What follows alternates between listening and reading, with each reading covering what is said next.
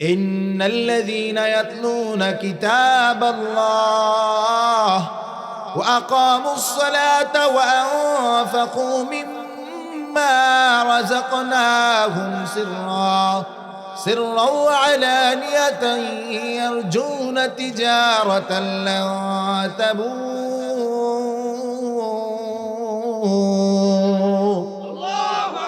আল্লাহ বলে, বান্দা, তিনটা আমল তোমাদের কি শিখাইয়া দিলাম, এই তিনটা আমলকে যদি তোমরা গ্রহণ করতে পারো, এই তিনটা আমলকে যদি জীবনের সাথে মিলাইতে পারো বান্দা, এই দুনিয়াও তোমার, আখিরাতও তোমার। এ দুনিয়ার মুসলমান, আল্লাহর গোলাম, দুনিয়ার ব্যবসার ভিতরে লস হয়, দুনিয়ার ব্যবসার ভিতরে ক্ষতি হয়, ঠিক না বে ঠিক? কখনো লাভ হয়, কখনো ক্ষতি হয়। আল্লাহ বলে, বান্দারে, আমি তিনটা আমল এমন তোমাদের কি শিখাইয়া দিলাম, যে তিনটা আমলের ভিতরে কোনো লস নাই, শুধু লাভ আর লাভ। এক নাম্বার আমল, আল্লাহ বলে, ইয়াতলুনা কিতাবাল্লাহ, কোরআনুল কারীমের তিলাওয়াত। আল্লাহু আকবার বলেন। কোরআনুল কারীমের তিলাওয়াত। আল্লাহর নবীকে আল্লাহ দুনিয়া পাঠানোর পর উলামায়ে কেরাম আছে, জিজ্ঞাসা করেন, প্রথম যে আদেশ করেছেন, ও নবী, আপনার প্রথম কাজ কি? রব্বানা ওয়াবআথ ফীহিম রাসূলাম মিনহুম ইয়াতলু আলাইহিম আয়াতি। ও পয়গম্বর, আপনার প্রথম আমল হলো কোরআন তেলাওয়াত। বেশি বেশি কোরআন তেলাওয়াত করেন। এই কোরআন তেলাওয়াতের দ্বারা চোখে পানি আসে, এই কোরআন তেলাওয়াতের দ্বারা নূরের জজবা পয়দা হয়।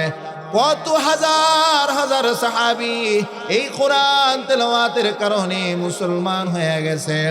আপনি হাদিসের কিতাব খুলে দেখেন, হযরত বারা রাদিয়াল্লাহু তাআলা আনহু একজন বড় সাহিত্যিক ছিলেন, বড় কবি ছিলেন।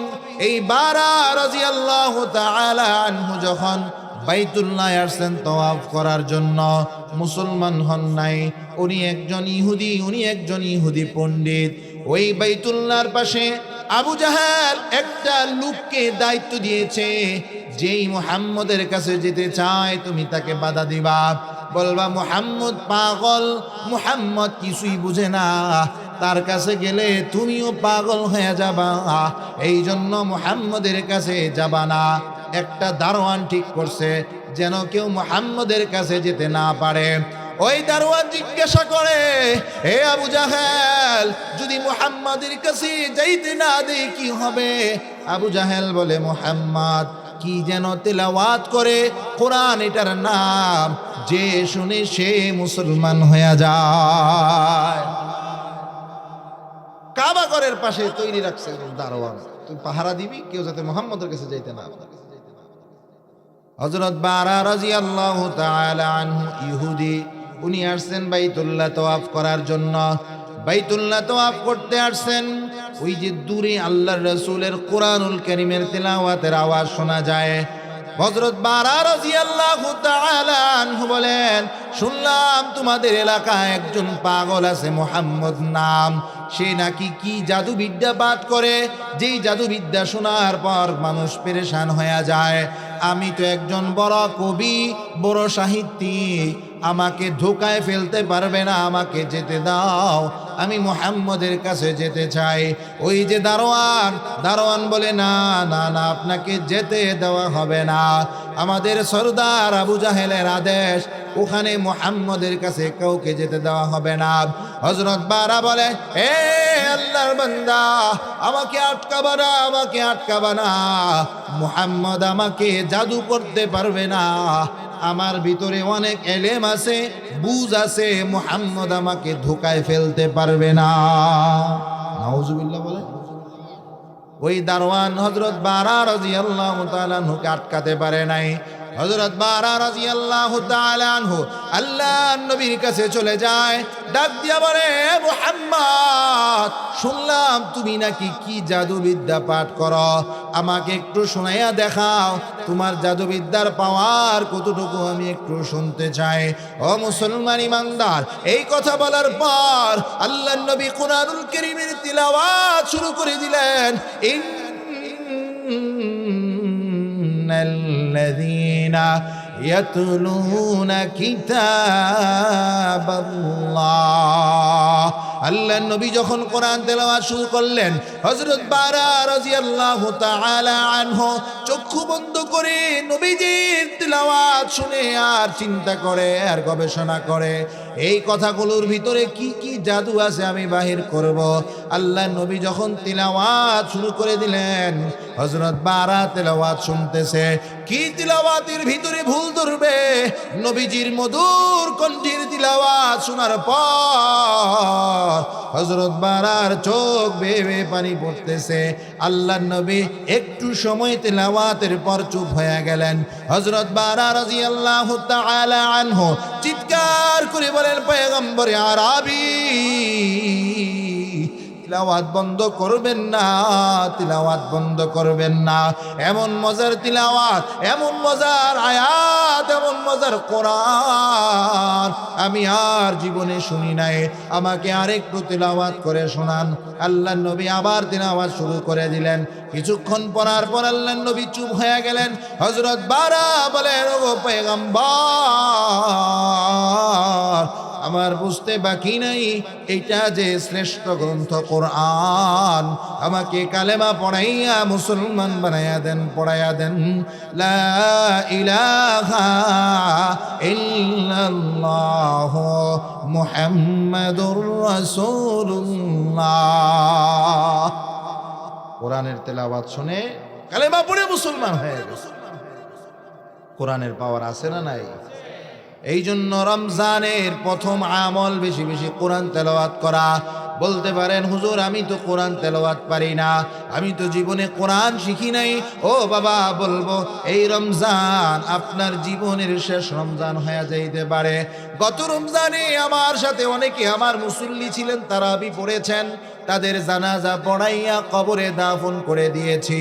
ও বাবা, একসাথে ইফতার করেছি, আজকে কবরে ঘুমাইয়া আছে, একসাথে সেহরি খাইলাম, কবরে ঘুমাইয়া আছে। এই রমজানেও হয়তো আপনার ভাগ্যে রমজান জুটবে, তারাবি জুটবে, ইফতার সাহারি জুটবে রে বাবা, কিন্তু এই দুনিয়ার জমিন আর আপনার জন্য দ্বিতীয় রমজান নাও পেতে পারেন। এইটাই আপনার জীবনের শেষ রমজান হয়ে যাইতে পারে। এই জন্য ইমাম সাহেব হুজুরের কাছে যাবেন, ইমাম সাহেব হুজুর কি বলবেন, হুজুর একটু কোরআন পড়াইয়া দেন না, একটু কোরআন শিখাইয়া দেন না। আর যদি তাও না পারেন, জবান দ্বারা উচ্চারণ আসে না, তারপরও আমি বলবো আল্লাহর কালাম, কোরআনটাকে বুকের সাথে ঝরাইয়া নিবেন, কোরআনটাকে চুম্বন করবেন, কোরআনটাকে খুলে আঙ্গুল দ্বারা কোরআনের আয়াতগুলোর ইশারা করবেন আর বলবেন, আরে এটাই হলো আমার রবের কালাম, আমার রবের কথা, আমার রবের কালাম, কতই না চমৎকার, কতই না সুন্দর। এটা তো পারা যাবে, জোরে বলেন। আব্দুল কাদের জিলানী রাহমাতুল্লাহ আলাইহি ঘুমায়া পড়ছেন, স্বপ্নে দেখেন আব্দুল কাদের জিলানীর কাছে আল্লাহ তাআলা স্বপ্নের মাধ্যমে জানায়া দিলেন, এই আব্দুল কাদের জিলানী, আপনি ঘুমান, আর আমার একজন খাঁটি বান্দার, আমার একজন গোলাম, আমার একজন বান্দা অমুক জঙ্গলের ভিতরে ইন্তেকাল করেছে, যান যান খবর নেন না, কিভাবে তার ইন্তেকাল হলো, তার দাফনের ব্যবস্থা করেন। ও মুসলমান, আব্দুল কাদের জিলানী কত বড় আল্লাহওয়ালা ছিলেন এটা বোঝানোর প্রয়োজন আপনাদেরকে নাই। আব্দুল কাদের জিলানীর ঘুম ভেঙে গেছে, মুরিদদেরকে নিয়ে রওনা করেছে, ফজরের আজান হয়ে গেছে, ফজরের নামাজের পরে ওই আল্লাহর বান্দার উদ্দেশ্যে রওনা করেছে। ওই এলাকায় যাওয়ার পর খবর চলে আসছে, আমাদের এলাকায় আব্দুল কাদের জিলানী আসছে, হাজার হাজার মানুষ জমা হয়ে গেছে। কি বলেন, আপনাদের এলাকায় যদি কোনো আল্লাহওয়ালা আসে, আপনারা আসবেন না দেখতে? আব্দুল কাদের জিলানী আসার পর সকলেই চলে আসছে আব্দুল কাদের জিলানীকে দেখার জন্য। আব্দুল কাদের জিলানী সকল মুসলমানদেরকে নিয়ে ওই জঙ্গলে আল্লাহর বান্দার জানাজার নামাজ আদায় করে, দাফনের ব্যবস্থা করে, দোয়া করে দিয়ে ওই আল্লাহর বান্দার একটা সন্তান, ওই সন্তানকে ডেকে বলে, বাবা তোমার বাবা এমন কি আমল করতেন, কি আমলের বদৌলতে আল্লাহ তোমার বাবার এত মর্যাদা দিয়েছে, আমাকে আল্লাহ কত দূর থেকে উঠাইয়া তোমার বাবার জানাজায় পাঠাইয়া দিলেন, কি আমল তোমার বাবা করতেন? ওই সন্তান বলে, ও আব্দুল কাদের জিলানী, আমি জানি না আমার বাবা কি আমল করতেন, তবে আমার মার কাছে জিজ্ঞাসা করে দেখেন না, আমার মা হয়তো জানতে পারে আমার বাবা কি আমল করে। আব্দুল কাদের জিলানী চলে গেলেন ওই আল্লাহর বান্দার স্ত্রীর কাছে, যে জিজ্ঞাসা করেন, বোন আপনার স্বামী কি আমল করেছেন যার উসিলায় আল্লাহ এত মর্যাদা দিয়েছেন? এবার মহিলা চোখের পানি ছেড়ে দিয়ে বলে, হুজুর আমার স্বামী এমন কোনো বড় আমল করে নাই, আমার স্বামীর জীবনের একটা আমল আমি দেখেছি। কি আমল? ওই মহিলা ঘর থেকে কোরআনুল কারীমের নুসখাটা বের করে দিয়ে বলে, হুজুর আমার স্বামীকে দেখতাম কোরআন পড়তে পারতো না, এই কোরআন তেলাওয়াত করতে পারতো না, কিন্তু হযরত আমার স্বামী দেখতাম এই কোরআনটাকে বুকের সাথে জড়াইয়া কোরআনটাকে চুমু খাইতেন, কোরআনটাকে ভালোবাসতেন, আর আসমানের দিকে তাকাইয়া আল্লাহর সাথে বলতেন, আল্লাহ এটাই নি বুঝি আপনার কালাম, এটাই নি বুঝি আপনার কোরআন।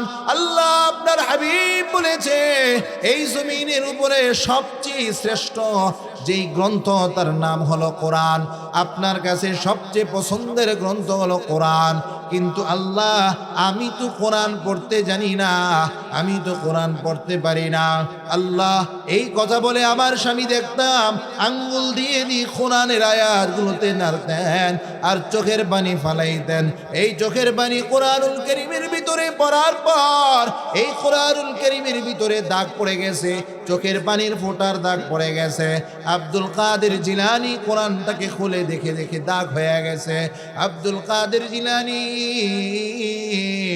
ডাক দিয়া বলে, রে ভোর, এই কোরআনের মুহাব্বতের কারণে, এই কোরআনের ভালোবাসার কারণে আল্লাহ রাব্বুল আলামিন আপনার স্বামীর এত মর্যাদা দিয়েছে যে আল্লাহ দুনিয়াতেও আটকায় নাই, মৃত্যুর পরেও আপনার স্বামীর জন্য কোরআনের সুপারিশ কবুল করেছে। হাদিস শরীফের মধ্যে আসছে, বাবা যখন আপনি আমি ইন্তেকাল করব, কবরে লাশ রাখা হবে, কবরের মাথার পাশে চলে আসবে কোরআন। ইযা মাতাল ইনসানু ইনকাতা আনহু আমালুহু, আল্লাহর নবী বলেন, ইযা ওয়াজাআল মাইয়িতু ফি কবরিহি, যখন কবরের মধ্যে লাশকে রাখা হবে, জাআল কোরআন ইনদা রাসিহি, কোরআন মাথার পাশে আসবে। কখন আসবে? যখন কোরআনকে আপনি মুহাব্বত করবেন, কোরআনকে ভালোবাসবেন, কোরআন তেলাওয়াত করবেন, কোরআন পড়বেন, তাহলে এই কোরআন আপনার মাথার পাশে আসবে। শাফিউন মুশাফফাউন, কোরআন আপনার জন্য সুপারিশ করবে। আল্লাহর নবী বলেন আল্লাহ সেই সুপারিশ গ্রহণ করবে। এই জন্য কোরআন তেলাওয়াত করব তো বেশি বেশি। জোরে বলেন। ইমাম বুখারী রাহমাতুল্লাহি আলাইহি নাম শুনছেন? ইমাম বুখারী রাহমাতুল্লাহি আলাইহিকে জিজ্ঞাসা করা হলো, এই ইমাম বুখারী, আল্লাহ নবীর এমন কি স্মৃতি দুনিয়ার জমিনে আছে যেটা আল্লাহ নবীর জমানায় যেমন ছিল এখনো তেমন আছে? হযরত ইমাম বুখারী রাহমাতুল্লাহি আলাইহি বলে, দুনিয়ার কোথাও তাকাইতে হবে না, তাকাইয়া দেখো না কোরআন, যে কোরআন নবীর জমানায় যেমন এখনো তেমন, কিয়ামত পর্যন্ত তেমন। দুনিয়ার সব পরিবর্তন হতে পারে, তাওরাত পরিবর্তন হতে পারে, ইনজিল পরিবর্তন হতে পারে, জাবুর পরিবর্তন হতে পারে, কোরআনের একটা আয়াত কেন, কোরআনের একটা হরফ কেন, কোরআনের একটা নক্তাও পরিবর্তন হবে না। ইন্না নাহনু নাযালনা যিকরা ওয়া ইন্না লাহু লাহাফিজুন। আল্লাহ বলে এই কোরআন আমি আল্লাহ নাজিল করেছি, আর এই কোরআন আমি আল্লাহই হেফাজত করব। আল্লাহই হেফাজত করবে। একজন খ্রিস্টান মনে মনে ভাবতেছে, এই কোরআন বুঝি আল্লাহ হেফাজত করবে, দেখি কেমন হেফাজত করা। তো সে চলে গেছে এক দেশে, ওখান থেকে আনছে একটা তাওরাত কিতাব। আরেক দেশে গেছে, ওখান থেকে আনছে একটা তাওরাত কিতাব। দুই দেশের দুইটা তাওরাত। আরেক দেশ থেকে আনছে একটা জাবুর কিতাব, আবার আরেক দেশে যে আনছে জাবুর কিতাব। দুই দেশের দুইটা তাওরাত, দুই দেশের দুইটা জাবুর হইল। আবার দুই দেশ থেকে আনছে ইনজিল। তাহলে এবার খুলে দেখে এক দেশের তাওরাতের সাথে আরেক দেশের তাওরাত মিল নাই। যার যেইভাবে মনে চায় তাওরাত কিতাবকে ওইভাবে তারা লিখে ফেলছে। আবার জাবুর কিতাব খুলে দেখে এক দেশের জাবুরের সাথে আরেক দেশের জাবুর মিল নাই। ইনজিল খুলে দেখে এক দেশের ইনজিলের সাথে আরেক দেশের ইনজিল ঠিক নাই। গাড়ির ইনজিল না, কিন্তু গাড়ির ইনজিল মনে করছেন? কোরআন যেমন আসমানি গ্রন্থ, চারটা বড় বড় আসমানি গ্রন্থ, জাবুর, তাওরাত, ইনজিল, কোরআন। জাবুর হযরত দাউদ আলাইহিস সালামের উপরে, ইনজিল ঈসা আলাইহিস সালামের উপরে, তাওরাত মুসা আলাইহিস সালামের উপরে। এগুলো সব পরিবর্তন হয়ে গেছে। এবার সে চিন্তা করতেছে, কোরআন দেখি 7টা দেশ থেকে 7টা কোরআন গেছে। সৌদি আরবের কোরআন যেমন আলহামদুলিল্লাহি রাব্বিল আলামিন মিনাল জিন্নাতি ওয়ান নাস, বুঝছেন? শুরু এবং যেমন পড়লেন, আরেক দেশের কোরআন আনলেন একই রকম, আরেক দেশের টানলেন একই রকম, আরেক দেশের টানলেন একই রকম। এইভাবে গোটা পৃথিবী থেকে কোরআন নেওয়ার পর তাকাইয়া দেখে গোটা পৃথিবীতে কোরআন একরকম। এবার সে বলে, আমার দিলের ভিতরে ইয়াকিন হয়ে গেছে, আল্লাহ বলেছেন কোরআন আল্লাহ হেফাজত করবে। এই জন্য আমি এই কোরআনের ভিতরে কোনো পরিবর্তন পাই নাই, এই জন্য আমি মুসলমান হয়ে যেতে চাই। একজন আলেমের কাছে গেলেন, যা বলেন, হুজুর আমি কোরআনের ভিতর পাই নাই, এই জন্য আমার দিল বলতেছে মুসলমান হব। হুজুর বলে, না না না, কোরআনের ভিতরে পরিবর্তন নাই, এই জন্য তোমার দিল বলে না মুসলমান হওয়ার জন্য, বরং তুমি কোরআন তেলাওয়াত করতে করতে কোরআন তেলাওয়াতের পাওয়ার তোমার দিলের ভিতরে এমন আসর করেছে, যেই জন্য তুমি মুসলমান হতে চাও। এই জন্য কোরআন তেলাওয়াত করবো তো বাবা, প্রতিদিন অল্প হলেও 5টা আয়াত হলেও করবো প্রতিদিন। এই কোরআনের সাথে সম্পর্ক করে। দুনিয়া সব আপনার সাথে বেঈমানি করবে, আপনার ছেলেও বেঈমানি করবে, বিবি করবে, বাবা করতে পারে, মাও করতে পারে, এই কোরআন আপনার সাথে বেঈমানি করবে না। হাসরের ময়দানে সব সবার মতো চলবে, কেউ আপনার পরিচয় দেবে না। আপনার সন্তান কি বলবে জানেন? দুনিয়া তো আমার বাপই ছিল না, আমি এমনি আইছি। কি এর বাপ? বাপেরে কইব সন্তানে যায়, বাবা একটা আমল দাও না। বাবা কথা, কি এর সন্তান, আমি বিয়েই করছি না, এইভাবে বলবে। কিন্তু কোরআন ওই দিন আপনার সাথে আমার সাথে বিশ্বাসঘাতকতা করবে না। এই জন্য 3টা জ্যান্ত আমল। 1 নাম্বার হলো কোরআন তেলাওয়াত। জোরে বলেন কি? ইন্নাল্লাযীনা ইয়াতলুনা কিতাবাল্লাহ, আল্লাহ বলেন নিশ্চয়ই যারা কোরআন তেলাওয়াত করবে, এই জন্য আমরা কোরআন তেলাওয়াতকারী হব। উতলু মা উহিয়া ইলাইকা মিনাল কিতাব, আল্লাহ বলেন ও পয়গম্বর কোরআন তেলাওয়াত করেন, কোরআন তেলাওয়াত করেন। এই কোরআনুল কারীম যত তেলাওয়াত করবেন ততই মজা লাগবে, ততই মজা লাগবে। 1 নাম্বার আমল হলো কোরআন তেলাওয়াত। 2 নাম্বার আল্লাহ বলেন ইয়াতলুনা কিতাবাল্লাহ ওয়া আকামুস সালাহ, নামাজ কায়েম করব, নামাজ আদায় করব। রমজান মাস আসতেছে, পহেলা রমজান থেকে 1 ওয়াক্ত নামাজও মিস দেব না, ঠিক আছে তো ইনশাআল্লাহ? দেখছেন পহেলা রমজান থেকে নামাজ পড়বেন, ফজরতে পড়া যায় না? কে গ্যারান্টি দিছে আপনারে আপনি রমজান পর্যন্ত বাঁচবেন? গ্যারান্টি আছে?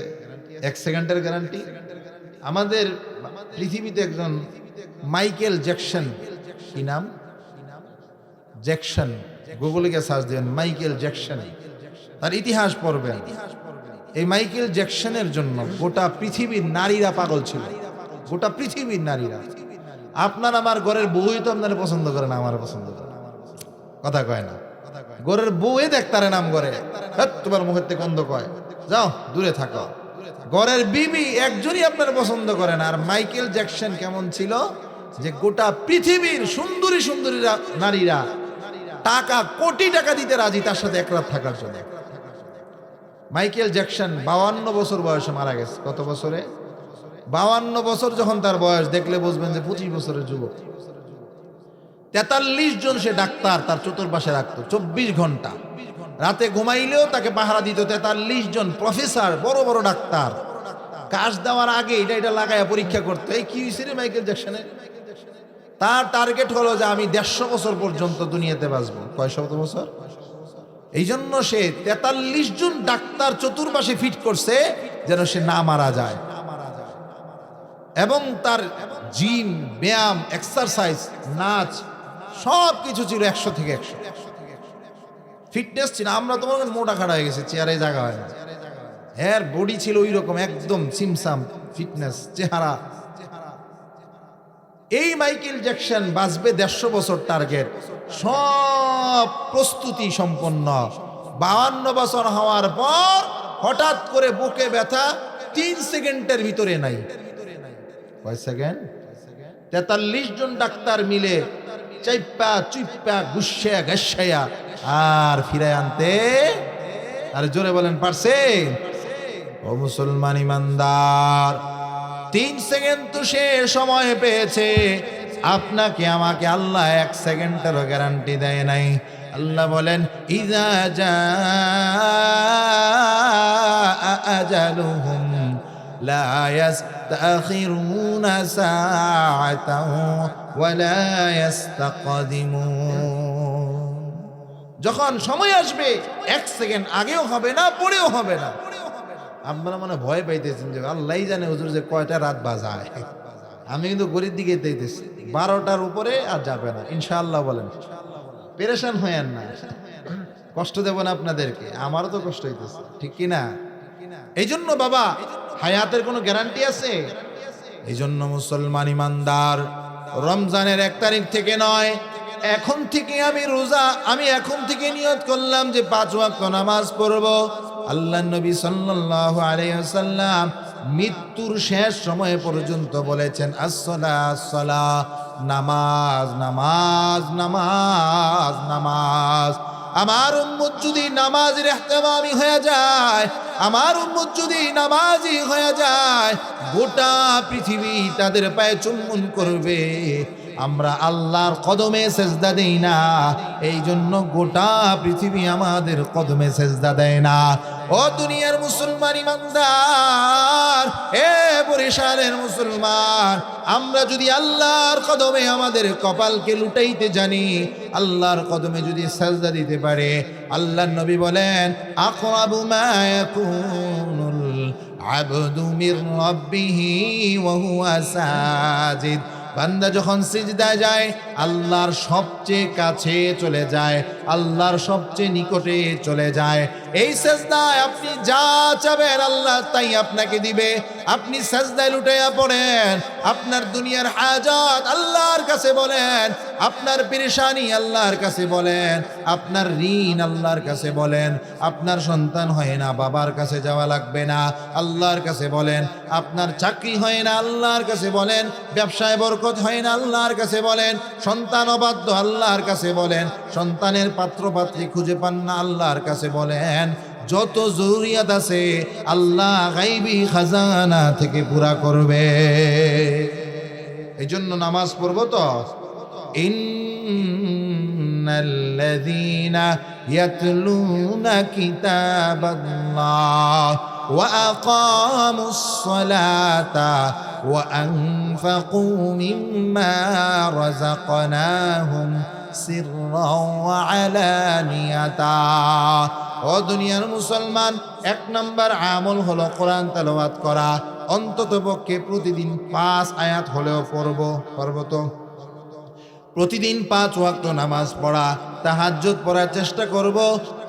অন্যান্য যে নামাজগুলো আছে সালাতুত তাসবিহ সহ সকল নামাজগুলো পড়ার চেষ্টা করব। পারবো তো ইনশাআল্লাহ? আরো জোরে বলেন। নামাজের মাধ্যমে আপনার জরুরিয়ত আপনি আল্লাহর কাছ থেকে পুরা করে নেবেন। কিসের পেরেশানি? নামাজে দাঁড়ায় যান, আল্লাহ সব পুরা করে দিবে।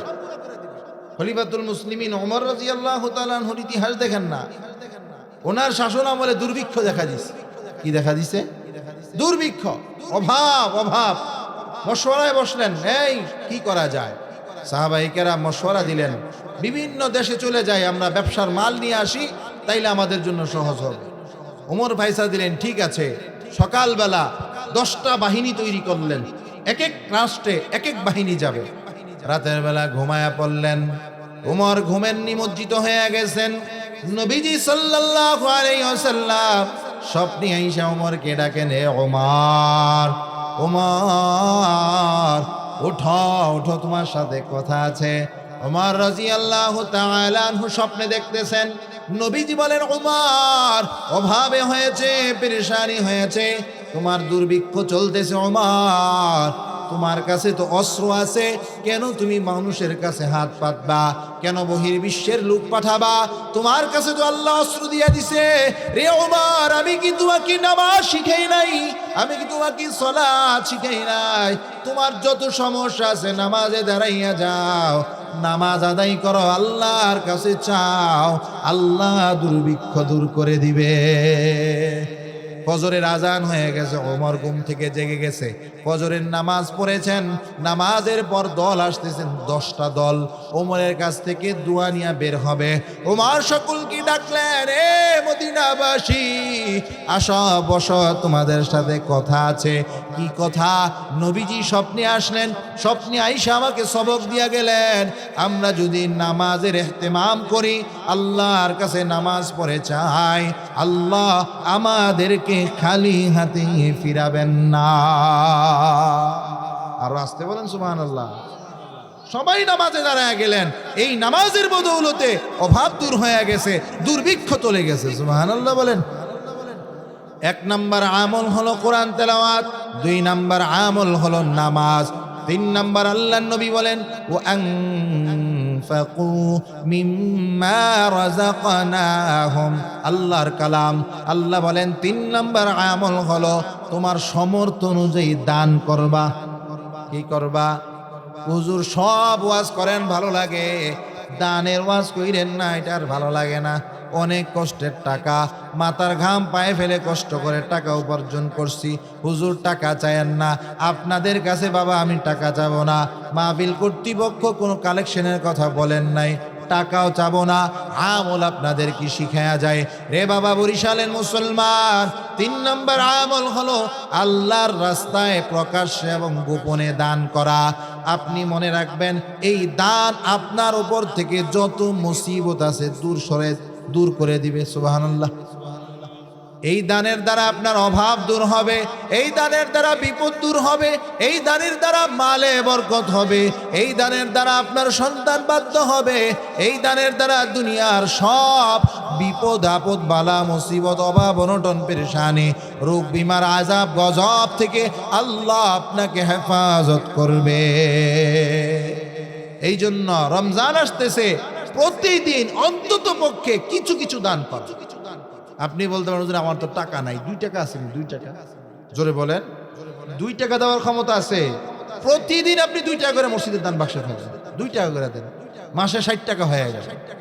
এখন আপনার তৌফিক আছে প্রতিদিন 500 করে দেওয়ার, আপনি 2 টাকা করে দিলেই কি আল্লাহ খুশি হবে? আল্লাহ কবে তোরে কোটিপতি বানাইছি, তুই তো শেষরামি করস রে।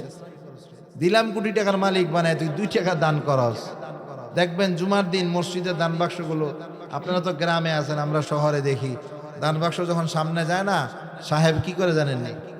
টাকাটা বাইর করে, 1000 টাকার নোট, 500 টাকার নোট, 200 টাকার নোট, 100 টাকার নোট, 50 টাকার নোট, 20 টাকার নোট, 10 টাকা সরায় এই 5 টাকাটা দান করে।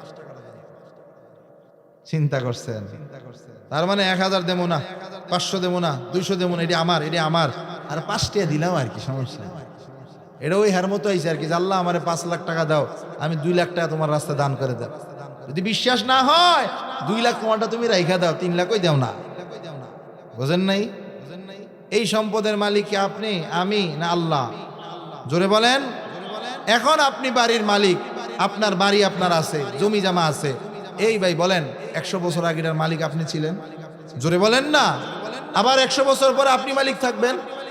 কে থাকবেন না? কে? হ্যাঁ, আপনি মারা গেলে তো আপনার সন্তান মালিক, আপনার মালিকানা করতে। তার মানে আপনি হলেন দারোয়ান, পাহারাদার। এই জমির মালিক আপনিও না, আপনার সন্তানও না, আপনার বাবাও না, দাদাও না। যতদিন আসি এই পাহারাদারি করে যাবো, এটার পিছনে গোলামি করে যাব। এটা আমার আপনার সম্পদ হতে, যদি সম্পদ হইতে চায় আমরা জান্নাতের মালিক হব। ঠিক কিনা বলেন? জোরে বলেন ঠিক কিনা? এই জন্য 3টা আমল বাবা শিখায় গেলাম। 1 নাম্বার হলো কোরআন তেলাওয়াত, 2 নাম্বার হলো নামাজ গুরুত্বের সাথে পড়বো।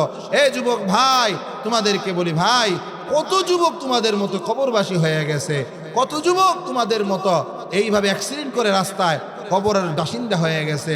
এই জন্য বাবা, এটা মনে করার সুযোগ নাই যে আমি মৃত্যু বৃদ্ধ হয়ে করব, আমি এখনই মারা যাইতে পারি। এই জন্য নামাজের ইহতেমাম করেন, কোরআন তেলাওয়াতের ইহতেমাম করেন, দান সদকা করেন। পারবেন তো ইনশাআল্লাহ? আরো জোরে। হঠাৎ করে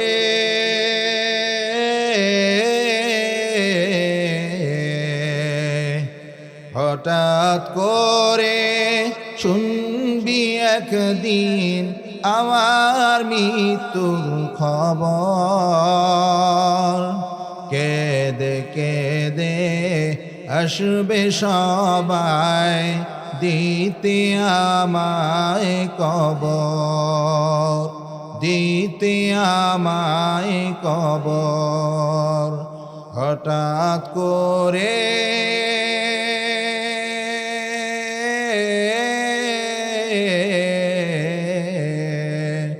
হঠাৎ করে শুনবি একদিন আমার মৃত্যুর খবর। কেঁদে কেঁদে আসবে সবাই দিতে আমায় কবর, দিতে আমায় কবর। লাশটি আমার থাকবে পরে, লাশটি আমার থাকবে পরে বাড়ির আঙিনায়। মুখের কাপড় উঠাই সবাই কাঁদবে যে হায় হায়। ওরে সেই কাদাতে লাভ হবে না, সেই কাদাতে লাভ হবে না। ভয়ঙ্কর বড় ওই কবর। এই দুনিয়া পরীক্ষার হল, রাখলি না রে তুই খবর। এই দুনিয়া পরীক্ষার হল, রাখলি না রে তুই খবর। হঠাৎ করে